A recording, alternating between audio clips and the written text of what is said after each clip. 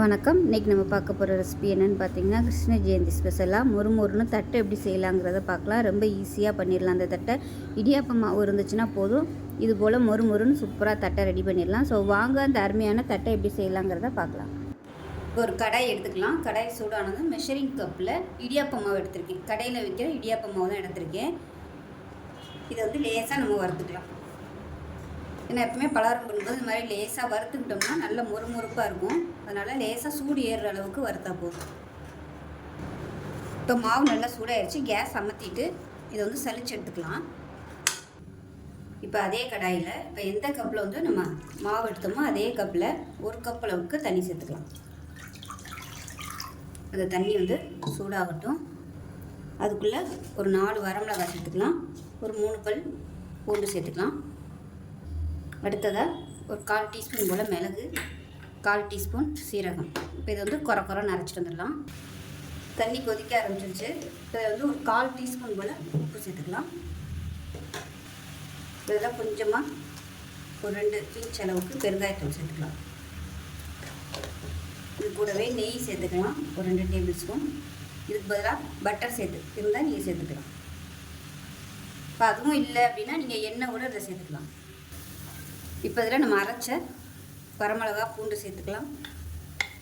இந்த அளவுக்கு குறைன்னு அரைச்சா போதும். சாமிக்கு வந்து நைவேத்தியம் பண்ணுற மாதிரி செய்கிறீங்க அப்படின்னா பூண்டும் பெருங்காயமும் சேர்க்க வேணாம்.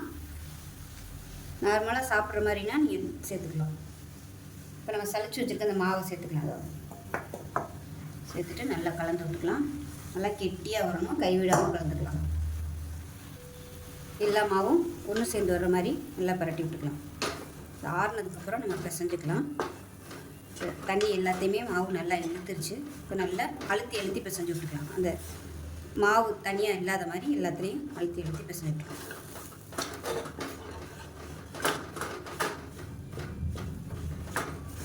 இது வந்து நல்லா கலந்தாச்சு. இப்போ அப்படியே மூடி வச்சிடணும், ஆறட்டும். ஆறுனதுக்கப்புறமா நம்ம பிசைஞ்சிக்கலாம்.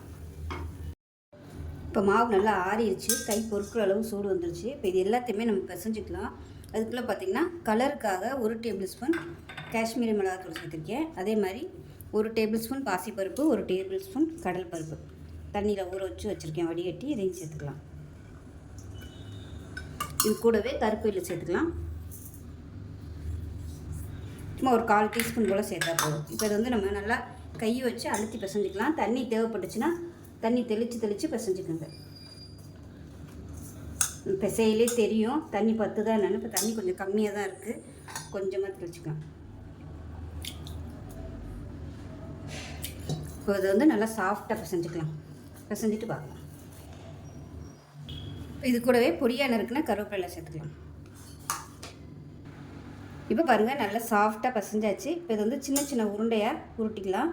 ஸோ உங்களுக்கு தட்டை வந்து எந்த சைஸுக்கு வேணுமோ அதுக்கு தகுந்த மாதிரி உருட்டிக்கோங்க. ஸோ நான் வந்து இன்றைக்கி சின்னதாக தான் போட போகிறேன். இந்த சைஸுக்கு உருட்டியிருக்கேன். இப்போ இந்த மாதிரி ஒரு தட்டை எடுத்துக்கோங்க. தட்டை எடுத்துகிட்டு லேசாக ஒரு சொட்டு எண்ணெய் ஊற்றிட்டு நம்ம உருட்டி வச்சுருக்க உருண்டை வந்து அது மேலே வச்சிடலாம்.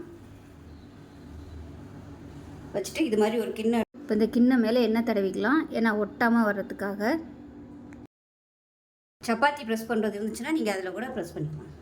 ஸோ எவ்வளோ தூரம் நீங்கள் ப்ரெஸ் பண்ண முடியுமோ அந்தளவுக்கு நல்லா நைஸாக ப்ரெஸ் பண்ணிக்கோங்க. அப்போ தான் உங்களுக்கு தட்டை நல்லா கிறிஸ்பியாக வரும். இப்போ இந்த மாதிரி ஓரம்லாம் வெடிக்க தான் செய்யும். லைட்டாக அந்த மாதிரி அட்ஜஸ்ட் பண்ணி விட்டுக்கோங்க. அவ்வளோதான். இப்போ நமக்கு அருமையான தட்டை ரெடி ஆகிடுச்சு. எண்ணெய் காய வச்சு இப்போ இதை வந்து நம்ம அப்படியே பொரிச்சு எடுத்துட வேண்டியதான்.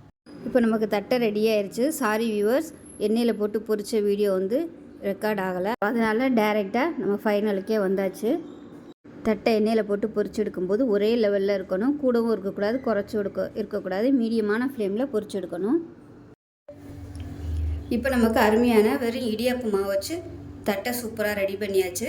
இதே மாதிரியே நீங்களும் செஞ்சு பாருங்கள். ரொம்ப ஈஸியாகவும் இருக்கும், நல்லா மொறுமொறுப்பாகவும் இருக்கும். செஞ்சு பார்த்துட்டு எப்படி வந்துச்சுங்கிறத சொல்லுங்கள். வீடியோ பிடிச்சிச்சின்னா லைக் பண்ணுங்கள், கமெண்ட் பண்ணுங்கள், சேனலை சப்ஸ்கிரைப் பண்ணுங்கள், பக்கத்தில் உள்ள பெல் பட்டனையும் ப்ரெஸ் பண்ணுங்கள். நன்றி.